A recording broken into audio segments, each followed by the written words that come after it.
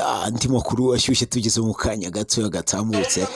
nyuma y'iminsi mishya yayitambutse nibwo twabagejeho inkuru ivuga yuko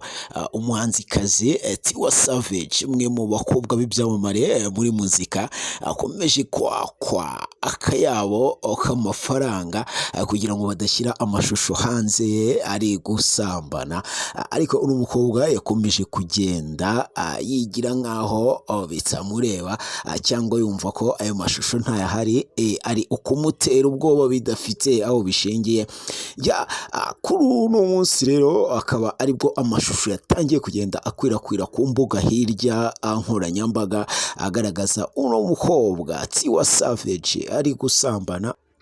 aho bivuga ko ari boyfriend we. Ahangaha rero ishusho y'uno mukobwa ishobora kuba igiye gusubira hasi cyane, cyangwa isura ye mu bamukundaga ishobora kuba igiye kuba yahinduka nyuma y'uko aya mashusho ye agiriye hanze.